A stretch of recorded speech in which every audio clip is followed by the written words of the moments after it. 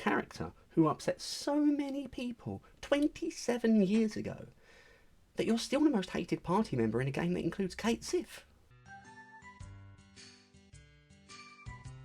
Welcome to Final Fantasy Reimagined, the first episode in, hopefully, a series where I'm going to be taking a look at how characters from a beloved JRPG, almost 3 decades old now, have been brought back to life all these years later in the Remake trilogy. My opener aside, I actually really like Yuffie. She was always first in line for my party back in the original Final Fantasy, but I'm well aware that the fanbase have never entirely forgiven her for the crime of stealing the materia when landing upon the Wutaian shore. Back in the original, Yuffie Kisaragi suffered from a very similar problem as fellow party member Vincent Valentine, where being optional and entirely missable characters meant they just didn't feel so fleshed out as the others. So, now that the remake has truly placed Yuffie in the cool kids club of mandatory member of the team, how has that impacted her throughout Rebirth? There's hits and misses. Let's take a look at Yuffie Kisaragi, then and now. And, obviously, spoiler warning. Like in all capitals and flashing lights, spoiler warning for both Final Fantasy VII and the Remake trilogy. We first met Yuffie in a random encounter back in the original game, where the mystery ninja attacks the party, and then subjects you to a frustrating trial and error minigame, where in which a wrong answer, trying to leave or even save the game, results in her robbing you and making an exit stage right.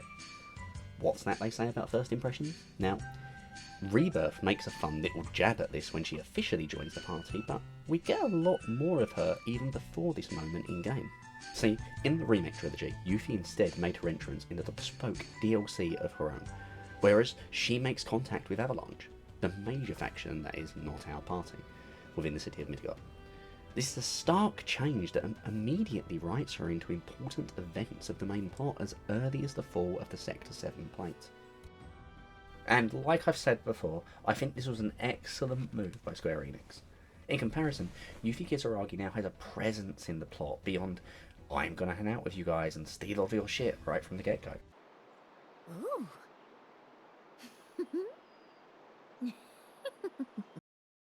Okay, I didn't say she was entirely reformed. Nonetheless, Yuffie has a lot more motivation to her this time around, rather than just getting her hands on materia.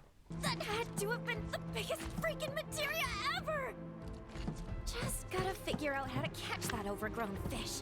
Okay, but seriously, while back in the original, Yuffie was a random encounter who tagged along with the gang until her grand heist on Wutai. This time, the ninja comes across the party with an under Junon, and like in the intermission DLC from Final Fantasy Remake, is far better characterised for her anti-company leanings from the very beginning. A sentiment that's well shared by the rest of the party. If Yuffie's one thing, it's a goofball, but if Yuffie is 2 things, it's a goofball and a sworn enemy of the Shinra Corporation. Hell, in Chapter 4, she actually comes incredibly close to doing what Avalanche hasn't and assassinating President Rufus. When she does join the party proper, Yuffie immediately sets about making herself useful, in her own way, presented as the flippant, rebellious brat opposite Barrett's more serious demeanour. And on a side note, I love those two's interactions. Should split up to look for Dio. Will do! If I catch you goofing off, so help me out. Yuffie is a ninja, and the game does not hesitate to present her as one. See, back in the original game, she didn't feel like that. Sure, she used an oversized shuriken, but in-game she was just like any other one of the team, tagging along until the plot demanded that your party members get lines. And even in her own dedicated scenes or unique dialogues, she was just there alongside everyone else. Here, she scouts ahead when you start up Mount Corel. She splits off from the party for numerous solo escapades with the grappling hook in a sequence soon after. A side mission on Gaga sees her training young warriors, and the game just generally keeps her character, and indeed that of the others, far more prominent throughout the game than the original ever did. And that's without even having discussed the combat. See, back in the original game, characters didn't really feel that different from one another mechanically.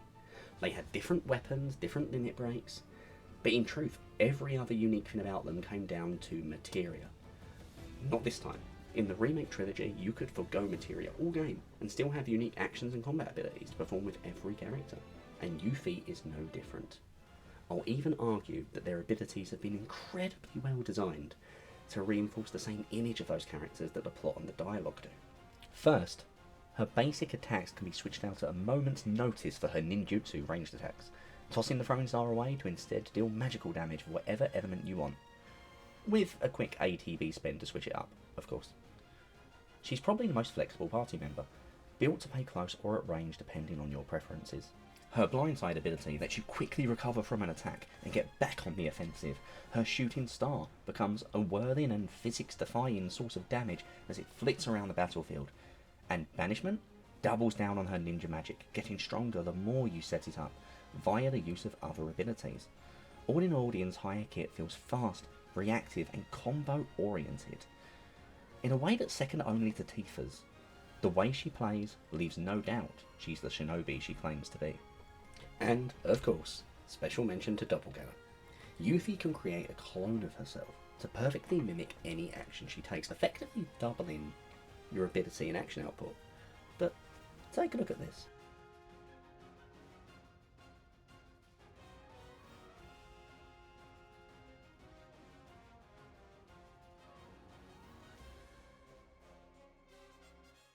Aside from how cool it is that Yuffie can make almost exact copies of others as well, that are virtually indistinguishable, but for that telltale sign of the leaves on their heads. Let's look at Yuffie's doppelganger.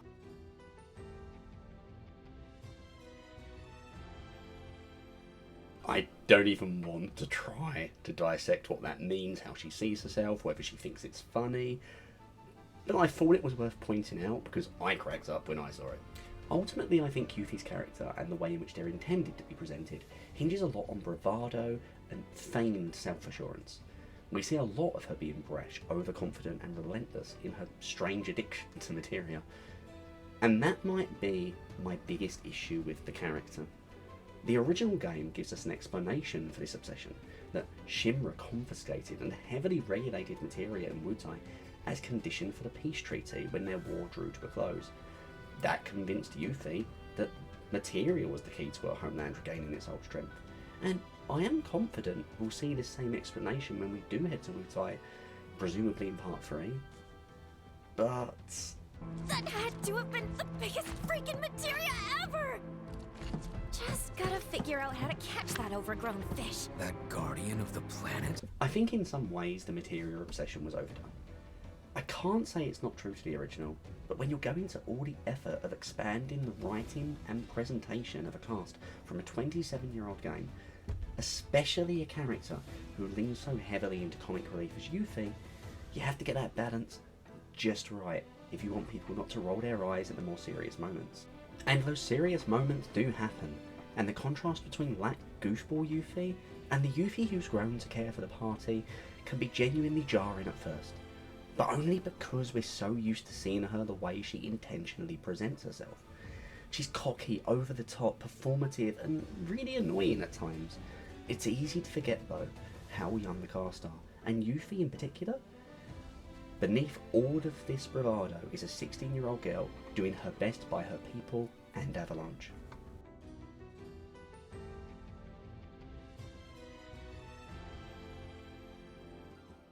So, where is Yuffie going in part 3? Only time can tell, but we can make some decent guesses. Wutai, clearly, is going to feature prominently in some way.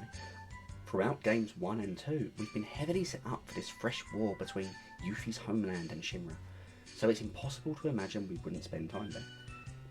If I had to guess, we'll be visiting Wutai for the climax of that plotline towards the end of the original game's huge materia arc, being it was something Yuffie was looking into in her first appearance in the Remake trilogy.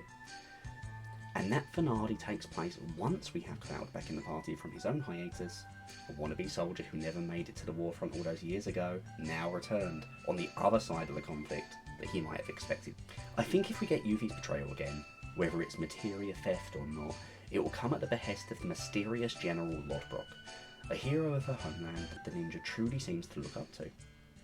I doubt it's going to be as cut and dry as the original, oh, I need the materia to make my home strong again, but who knows. And with the war potentially on Wutai's doorstep all over again, Yuffie is going to find herself caught between her friendship and loyalties to the party, and the protection of her own people if Lodbrok frames it the right way. And as a total side note, I think we're going to see Red 13 step up as a very close friend and confidant for her. They're both young warriors of their homes, desperate to prove themselves and often feel overlooked, never taken seriously by the older voices around them. There's a real bonding moment coming up, I expect, and I'd love to see him be the one to get through to her if loyalties are tested. But for now, all we can do is wait. This has been Final Fantasy Reimagined, Part 1. If you've watched this far, thanks for sticking with me. This has been my first longer form video. I'm obviously still learning as I go, so feedback is always welcomed. I'd love to get to several more of the characters from Final Fantasy VII before Part 3 comes out, who knows when. So who are your favourites? Comment below who you'd like to see get the same treatment next. You can also find me streaming most days on twitch.tv/fogsnanigans, so feel free to come by and hang out with our community. Until then, see you next time.